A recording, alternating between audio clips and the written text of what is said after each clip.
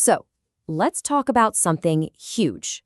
We're going to tackle a pretty monumental challenge. How do you make sense of a massive, complex text? We're going to use one of the world's most influential books, the Bible, as our case study. But trust me, by the end of this, you'll have a powerful framework to conquer not just this book, but really any large body of work you might face. I mean, just look at those numbers. How do you even begin to make sense of a book with 66 different parts and nearly 1,200 chapters? When you're faced with something that vast, written over centuries, it's completely overwhelming. It feels less like opening a book and more like trying to assemble thousands of puzzle pieces without ever seeing the picture on the box. Speaking of puzzles, take a look at this. Here we have a single piece from a jigsaw puzzle. What do you see? I mean, is it part of an animal, a piece of the sky? Without any other context, it's pretty much impossible to know for sure, right? Just keep that little piece in the back of your mind for a bit. So let's frame the problem this way. We are looking at a 1,189 chapter puzzle. And for most people, that's exactly what reading a book like this feels like. Just a jumble of confusing, disconnected, and kind of random pieces. You know how it goes.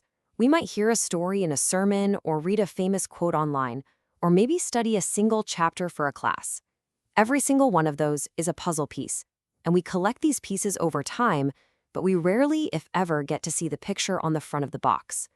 And without that guiding image, we're just left holding a pile of pieces. It's no wonder it's so easy to get frustrated, or even worse, misinterpret what we're looking at.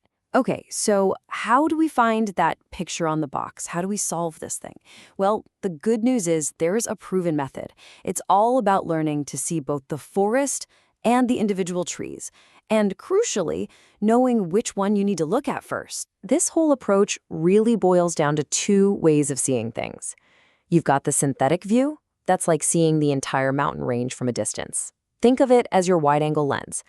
And then you have the analytic view. That's like examining a single tree up close. This is your microscope lens. Let's dig into that first lens, the synthetic approach. It comes from a Greek word, synthesis, that literally means to put together. And that's exactly what it is. It's all about grasping the big picture, understanding the main story, the major themes, and the overall flow of the narrative from beginning to end.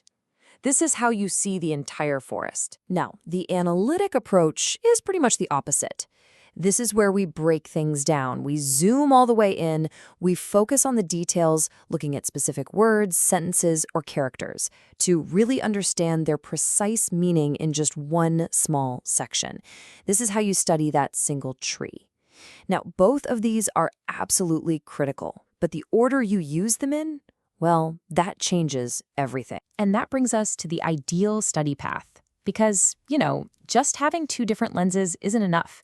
You have to use them in the right sequence if you want to get a clear picture. The process is actually a simple three-step loop. First, you start wide. You have to see the whole picture first, kind of like looking at a map of a city before you visit. Second, you zoom in. You analyze the details of one specific street.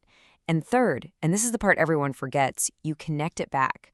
You're constantly asking, okay, how does this one street fit into the larger city map?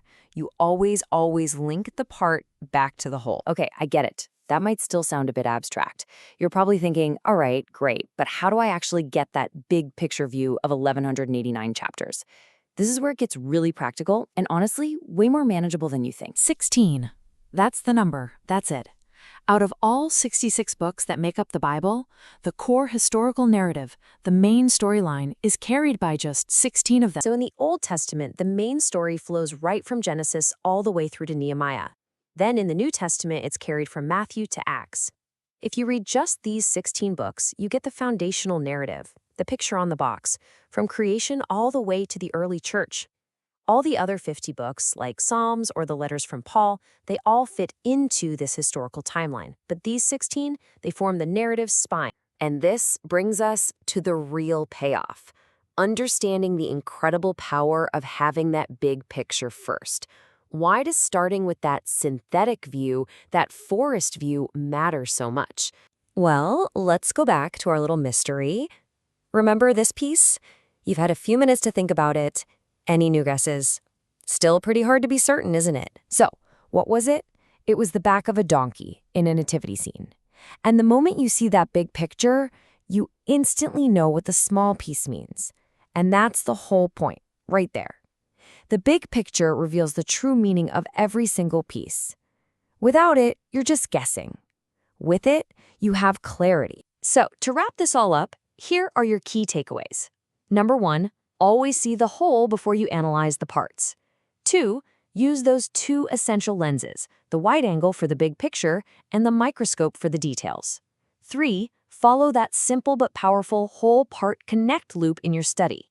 And finally, always remember that having the big picture first is what gives every tiny detail its proper meaning. And I'll leave you with this final thought.